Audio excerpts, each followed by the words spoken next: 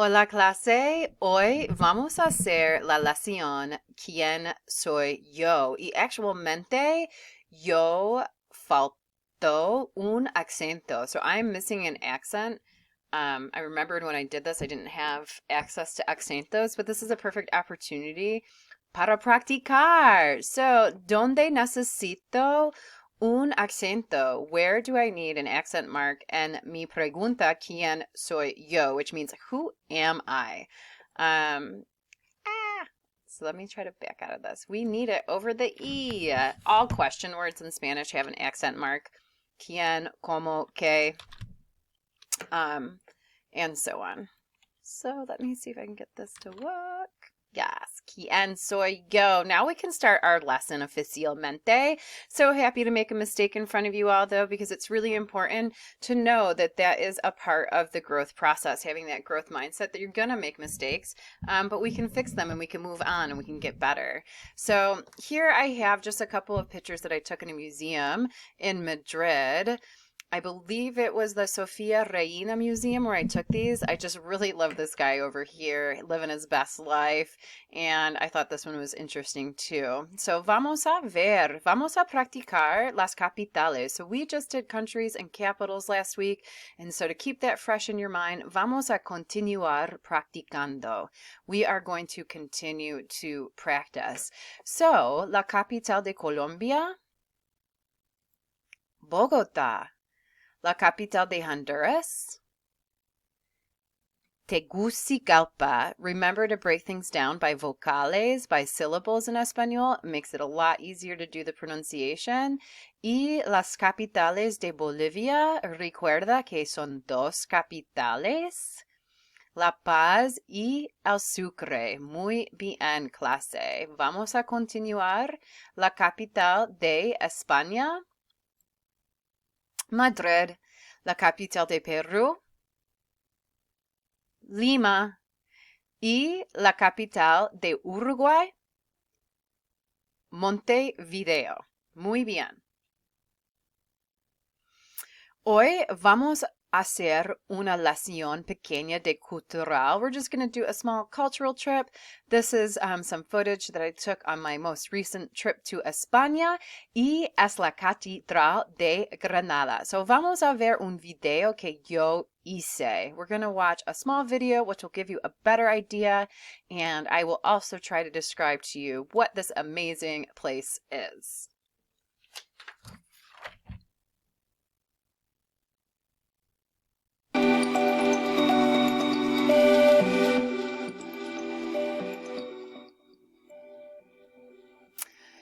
So unlike most cathedrals in Spain, construction was not begun until the 16th century in 1518 in the center of the old Muslim Medina, after acquisition of the Nasrid Kingdom of Granada from its Muslim rulers in 1492.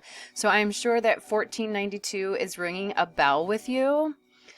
This beautiful chapel is home to some of the cathedral's most important artworks, including effigies of King Ferdinand and Queen Isabella, the Catholic monarchs who seized Granada from the Moors in 1492. So this is where the Spanish began their Inquisition, their Catholic Inquisition. If that you did not convert to Catholicism, that you would either be killed or you had to flee. And so actually one of that last images that was just shown, so this was really powerful moment for me, just being raised Catholic, and also at the time I was studying abroad in Granada, and I just recently returned and was inspired by this amazing cathedral. But if you can see here, obviously it's a huge cathedral. It's gargantuan. And one of the reasons they built it so big and wide was so that the conquistadors could come through on their horses, like you see here, and get their last blessing before they went on to their crusades. With that being said, this guy on the horse, there's a Moor right here, a Moorish person, and the horse is stomping on his head. And I was just so taken aback by this violence in a church. And it really just made me start to think, have a different perspective on things, which is really, really powerful. So this was just a little view of what La Catedral de España looks like with some of my own footage, which I'm always so happy to share with all of you. If you ever get a chance to go there, there also is in the basement, you actually can visit the graves of Queen Isabella and King Ferdinand. And if Queen Isabella sounds familiar to you, that is because she is the one that gave permission to Christopher Columbus to come to the to come to discover the Americas. Many of the kings and queens at the time all said no to him, and Queen Isabella was the first to say yes, and she is the one that funded his trip. And so Queen Isabella was known as the brain, and her husband, King Ferdinand, was known as the brawn. So the brain and the brawn. So really fascinating story here in history. All right, so vamos a continuar. You guys, I put a cheat sheet up here. So we are just kind of doing a small composition about yourself. But I know, depending on where you're coming from, maybe it's been a long time since you studied Spanish. Maybe it's been not so long. And so I want to make sure that we get a good review in before we start more complicated topics. So vamos a hacer primero ser versus estar. And I gave you a sheet so that you guys can conjugate these verbs. And this is just a really easy, good reminder of when to use the two. So ser and estar both mean to be. If I was going to conjugate this verb, soy, eres, soy and estoy. So these are both irregular in the yo form. Ser continues to be regular. Tu eres, estar, estás follows a regular AR pattern except for in the yo form. Él, ella, usted es, está. Nosotros somos, nosotros estamos. Vosotros sois, vosotros estáis. Ellos, ellas, ustedes son. Ellos, ellas, ustedes están. So they both mean to be. So that means we need to learn what context to use them in. So that's something that I'm going to go over with you today just to refresh your mind. Sometimes that's the most challenging thing about learning a foreign language is that you have to remember all these really small rules. But when in doubt, just go for it, and hopefully someone will be able to direct you where you're trying to get. So ser and estar. When do you use ser? You use ser for date. For example, hoy es el 5 de mayo. Occupation. Yo soy profesora. Yo soy estudiante. Characteristic. Soy alta, soy loca, divertida, cómica. Time. Es la una, son las dos, son las tres. Origen, so origin. Yo soy de Buffalo. Yo soy de los Estados Unidos. Yo soy de Nueva York. Relation. Es mi hermano. Es mi esposo. Es mi amiga. So these are all situations where you're going to use el verbo ser. When do we use estar? We use the acronym place. Position, yo estoy en mi oficina. So I'm talking about my location. How you feel and where you are, always use the verb estar. Again, position, mi location. So position could also be mi libro está en la mesa. My book is on the table. Location, estoy en mi oficina. Action, estar is used with the present progressive. Estoy hablando, estoy estudiando, estoy viajando. So they use the ing. Condition, how you feel and where you are, always use the verb estar. Estoy bien, estoy mal, estoy triste, estoy fantástica. And that is the same with emotion, because your emotion and your condition and your place and your location are never the same. They're always going to be changing. And so think about estar being more fluid and ser being more with permanent things. But don't think too much about it, because you'll definitely go crazy. When in doubt, just pick one of them, and people are going to be able probably to figure out what you're trying to say. And then with time, it will come. I promise.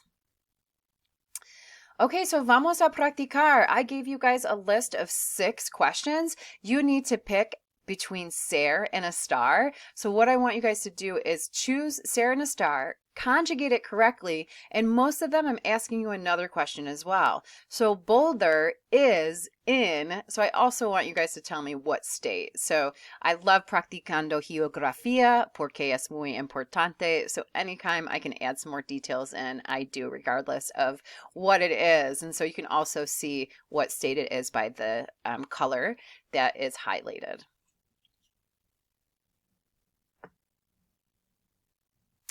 So Boulder está en Colorado. So just a couple of different things. You're probably thinking, well, Boulder is always going to be in Colorado, so why would we use a star? I do not have the answer for you, but anytime you're talking about the location of a city or a state or a person, you use the verb estar. So Boulder está en Colorado. Colorado es un nombre español. Colorado is a Spanish name. Do you know what Colorado translates to in English? Colorful, right? You have the word color. So there's over 5 states that have Spanish origin names, and Colorado is one of them. Ellos blank celebrando durante la fiesta. So my N shouldn't be there. I was changing the sentence a little bit. So ellos están celebrando durante la fiesta. They are celebrating during the fiesta. Anytime you see a word with A-N-D-O or I-E-N-D-O, that's a present progressive, and a star is always used with that. So I'm saying they are celebrating la fiesta. La fiesta se llama la tomatina. La tomatina está celebrado en agosto en España. The Tomatina is a huge tomato throwing festival that is celebrated in Valencia, Spain in agosto. Mis padres ser estar de. So we did some geografía americana. Estamos en América Central. What country is highlighted? And what verb do you use? Mis padres son de Costa Rica. So my parents are from Costa Rica. Remember, anytime you're talking about origin, usa el verbo ser. So my parents are from Costa Rica. La capital de Costa Rica? San Jose. Muy bien. El tango ser or estar un baile tradicional de Argentina. The tango, el tango es un baile tradicional de Argentina. So this is a traditional dance from Argentina. El tango es muy romántico y intenso y viene de Argentina. Muy bien. So we're talking about the origins of something. And so el tango es Argentina. That's where that comes from, Argentino. Otra vez vamos a practicar geografía en América del Sur. We're going to practice South American geography. ¿Qué país y qué verbo? Yo soy de. Oh, I didn't change my answer. I guess we're going to have to do this. Okay, so sorry about this. Yo soy de Chile. Muy bien. So yo soy de Chile. If you're talking about your origins, you're always going to use el verbo ser. So yo soy de Chile. ¿Y la capital de Chile? Santiago. Muy bien, estudiantes. Vamos a continuar con más repaso. Okay, so we're going to continue with some more review, but hopefully this will help you with when you go to do your assignment. So, vamos a hacer el verbo tener. Tener means to have. So if I'm going to conjugate tener, again, otra vez means again, otra vez es un verbo irregular. So this is an irregular verb, meaning that you have to conjugate it different every time and actually memorize the pattern. So yo tengo is I have or I am. It can translate to both. Tienes. So the E changes to IE, so not only is it irregular in the yo form, it follows a different pattern for the rest of the verb. Tiene, nosotros tenemos. Note that it doesn't have the change here. Vosotros tenéis, and ellos, ellas, ustedes tienen. Hay muchas expresiones con tener, so there's plenty of expressions that you use with tener. So this is a good reminder of using those. So, ay, Dios mío, a las 12 y tengo mucha hambre. Voy a comer una hamburguesa. So what I said was, it is 12 o'clock and I'm really hungry. So tener hambre is to be hungry. Tener sed. Ay, Dios mío, hace mucho calor, tengo sed y voy a beber mucha agua. I said, oh my gosh, it's really hot today and I'm thirsty. I'm going to drink a lot of water. Tener calor. Ay, Dios mío, es verano y 85 de grados. To be hot. So I said, I'm hot. It's hot today. It's 80 degrees. And they say tener calor. So I have heat. Tener frío. Otra vez es enero, febrero en Buffalo. Necesito un suéter porque tengo frío. It is January or September in Buffalo. I need a sweater because I am cold. So tener frío is to be cold.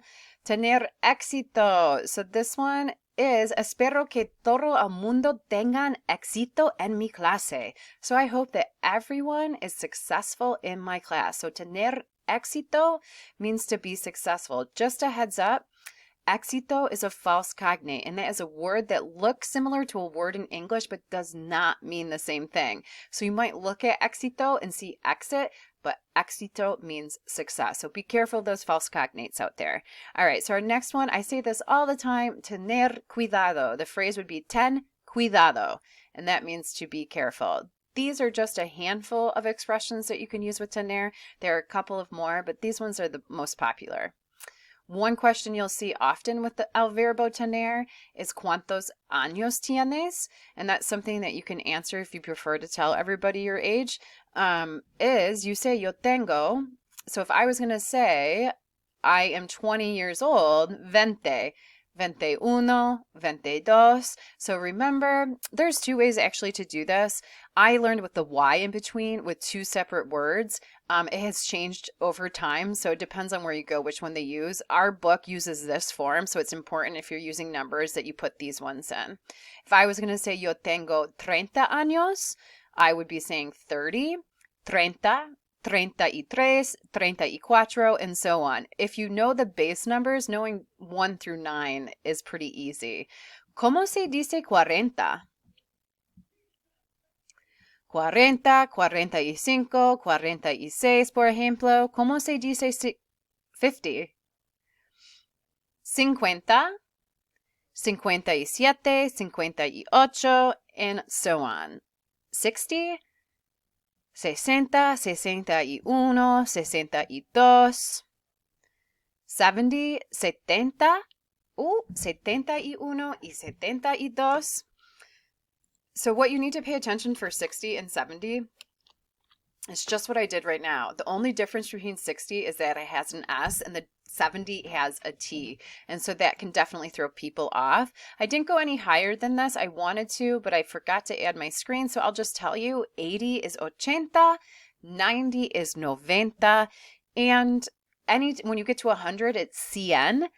Everything after 100 is 101, 102, 103. So just a small review of our numbers. Don't worry, numbers are tricky. It takes time. Keep with it and you'll definitely get them. So I'm just giving you guys some prompts for when you go to explain who you are, maybe some topics you can talk about so that you feel more comfortable writing. I really just want to ease you back into Español and feel comfortable with it. So me llamo Mia, mi nombre es Mia, soy Mia. These are all possible ways for you to introduce yourself. The one that you don't want to use is me llamo es. A lot of people use this by accident because you're trying to translate. Me llamo es means I call myself is Mia, right? So it's just me llamo or mi nombre es. So make sure you don't do me llamo es. That's the one that is not correct. Okay, so otros ejemplos of what you could talk about. You could talk about your origins, your characteristics, things that we just went over. Yo soy de Nueva York, soy alta, cómica, atlética y divertida. Soy profesora de español y me encanta mi trabajo. So if you're not sure what this says, soy de Nueva York, I'm from New York, soy alta, cómica, I'm funny, atlética y divertida. Soy profesor de español y me encanta mi trabajo. I am a Spanish professor and I love my job.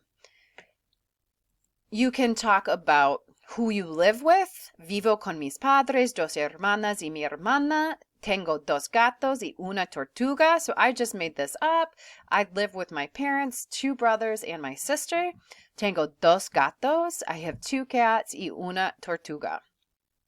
So these are just sentences you could look at to try to start formulating yours and get back in the pattern of doing Spanish and not feeling too overwhelmed by it. And all practice is good practice. And so the more you repeat something, the more you do something, the more likely you'll be successful at it. So, vamos. I have a couple more that I did.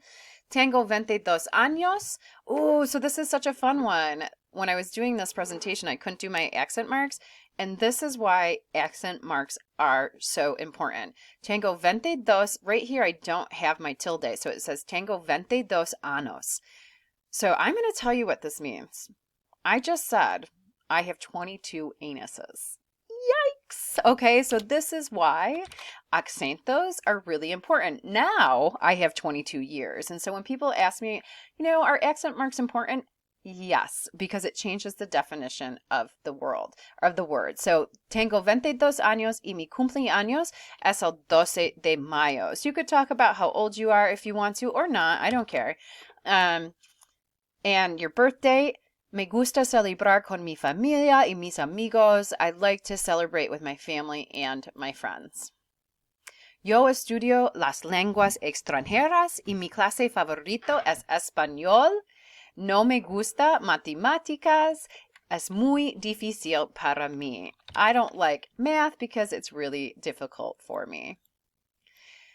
Yo necesito una calculadora. Matemáticas. Muy bien. Es muy difícil. So, en mi tiempo libre, me gusta pasear tiempo con mi familia y mis amigos.